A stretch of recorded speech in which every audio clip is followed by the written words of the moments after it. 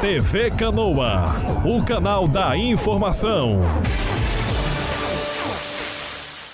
A Organização Mundial da Saúde alerta para o elevado número de suicídios. No mundo, por ano, 800 mil pessoas tiram suas próprias vidas. No Brasil, 32 pessoas se matam, sendo uma a cada 45 minutos. No ano de 2012, 11.821 suicídios foram registrados no Brasil.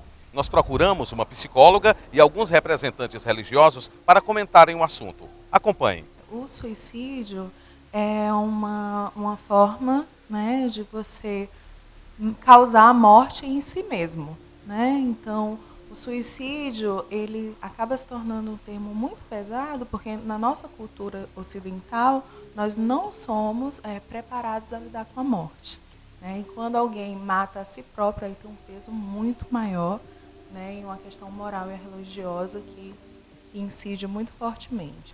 Então, quando a gente vai trabalhar a questão do suicídio, a gente não pode trabalhar apenas a questão individual, né? Porque a psicologia ela trabalha com o indivíduo, com o sujeito, com a subjetivação, mas a gente trabalha o sujeito dentro de uma família, dentro de uma sociedade.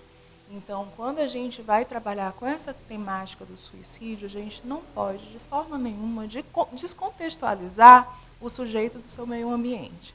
Até mesmo porque o social, a família, ela tem um papel fundamental para que uma pessoa possa, né, ter essa disposição a querer cometer um suicídio, né? Então, o suicídio também é um apelo familiar, né? Também é um apelo social, né? Demonstra um desconforto e uma falta de aceitação, né, tanto da sociedade quanto da família. Uma pessoa que comete um suicídio, ela demonstra desde cedo, é muito precoce, né, os posicionamentos, as ideologias, né? Então, eu só concebo a vida de uma forma rígida, né, como a questão do nazismo que eu falei anteriormente, né?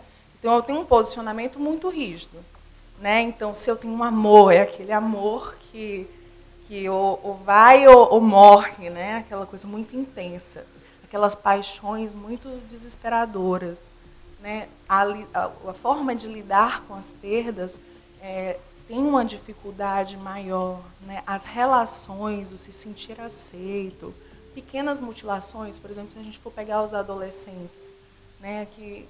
Onde é que é a maior incidência de suicídio?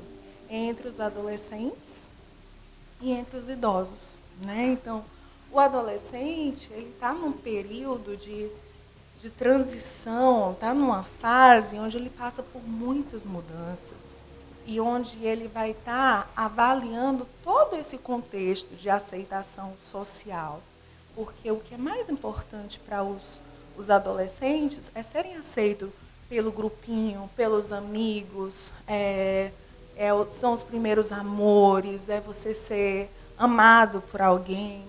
Então, eles se deparam muito intensamente com esses sentimentos de aceitação e nem sempre isso acontece, né? Nem todas as pessoas são aceitas de forma igualmente. Algumas têm muita facilidade, né, de interagir, de namorar, de fazer amigos. Outros têm mais dificuldades, se isolam, né? E aí, dentro de uma família, né, também não tem um suporte, não tem um apoio, não tem uma relação afetuosa que consiga sustentar e estimular essa pessoa a construir esse processo. Então, com certeza, a pessoa ela vai dando indícios disso. Agora, nem todo mundo tem a sensibilidade e o cuidado de respeitar os sentimentos dos outros. E a pessoa que comete um suicídio, ela está vivendo um momento de muita dor, de muita dificuldade e de um desequilíbrio profundo. Porque você sabe muito bem, nós sabemos que a coisa mais importante que o ser humano preserva é a própria vida. E de repente nós vemos pessoas comuns, normais, cometerem esse ato que ainda para nós nos causa muita dor e constrangimento, que é o ato do suicídio. É quando o indivíduo, conscientemente ou levado por uma consequência maior, ceifa a própria existência pelo ato do suicídio.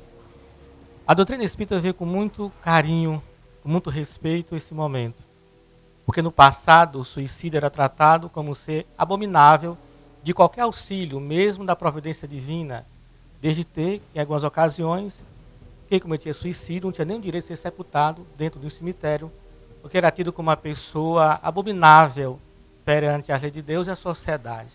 E hoje nós sabemos, pelos conhecimentos que nós temos, que o suicídio é alguém que está precisando de muito carinho, de muito auxílio.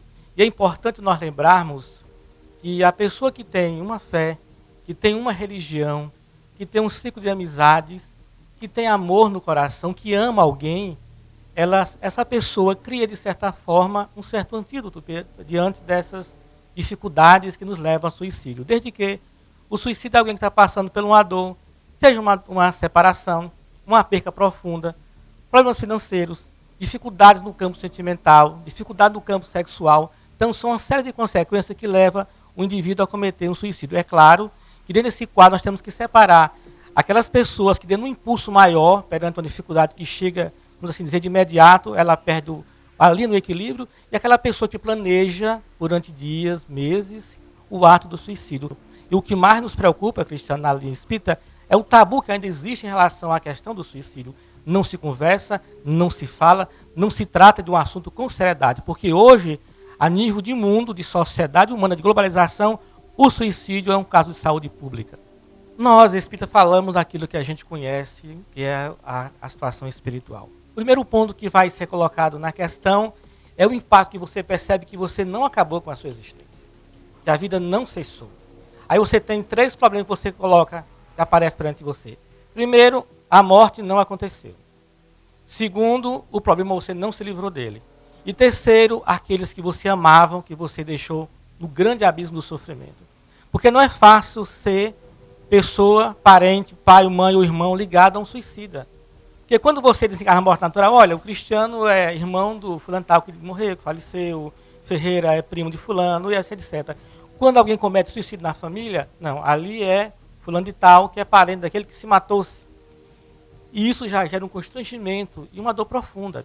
Além do mais, o suicídio é um profundo egoísta. Ele não pensa no restante dos que estão ao seu redor, no pai, na mãe, no filho, na mãe, no irmão. E um fato interessante, quando ele desperta para essa realidade, ele percebe o que foi que eu fiz. O que foi, que covardia eu fiz com a minha vida. E quando você percebe que você poderia ter lutado, ter persistido, ter buscado auxílio, então você se vê como um grande covarde perante Deus e perante o seu semelhante, a família, o amigo, a sociedade como um todo. Nós precisamos entender o suicídio não apenas como uma consequência fatal. Nós precisamos entender que o suicídio ele é uma causa espiritual. Por isso é um problema que espiritualmente nós não podemos ignorar. Precisamos entender que alguém que comete o suicídio vai abrir uma legalidade na sua família, na sua linhagem, na sua descendência. Precisamos entender que o suicídio, ele, em sua essência, é o maior atestado de fracasso e de desistência que uma pessoa pode dar, como já falei, não somente como pessoa, mas como família e como linhagem. O suicídio, diretamente, ele é um pacto de sangue, envolvendo o seu próprio corpo, como sacrifício humano. Isso vai gerar perseguições em várias áreas da vida dos seus descendentes, como depressão, como medo de viver, como fracasso, bancarrota. Então nós precisamos entender como isso.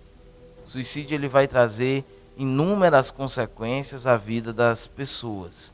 Então, tão importante quanto nós percebermos a questão do suicídio em si mesmo, nós precisamos atentar para o que motivou esse suicídio.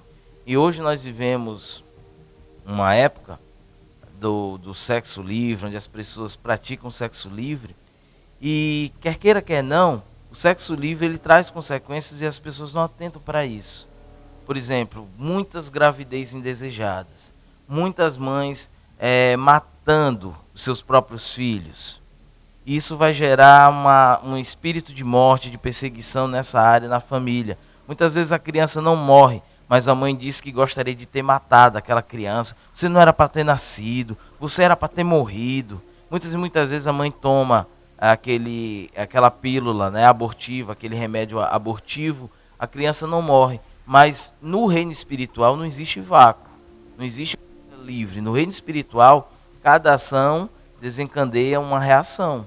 Então, por mais que aquela criança não tenha morrido, mas aquela criança vai ser, até a sua fase adulta, se chegar à fase adulta, ela vai ser perseguida por um espírito de morte. Mas também nós precisamos atentar para uma coisa. Apesar da Bíblia, ela falar que os suicidas eles não herdarão o reino de Deus, mas aqui é uma colocação pessoal minha. Eu vejo algo.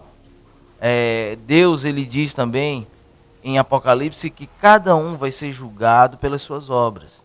E a minha pergunta é, será que realmente o que essa pessoa fez em vida é menor do que, ou é maior do que o simples ato de ter tirado a sua própria vida num ato de desespero, por várias influências, por vários casos na sua família de suicídio? Então nós precisamos atentar para isso.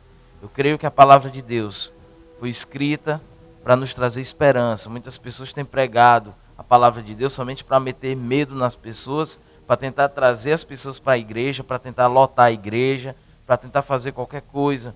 Mas eu quero dizer para você, a palavra de Deus, ela foi escrita para nos trazer esperança. A palavra de Deus foi escrita para nos trazer vida. Muitas igrejas têm passado a sua visão, a sua própria visão, achando que essa é a visão de Deus. E ao tentar mostrarmos que há uma saída, que há uma solução, que podemos fazer diferença, as pessoas simplesmente condenam. Porque é muito mais fácil condenar alguém ao inferno do que você gastar tempo em cuidar da pessoa, em mostrar qual é o verdadeiro caminho. Então hoje nós precisamos atentar para isso. O radicalismo religioso também poderá levar muitas pessoas a cometer o suicídio.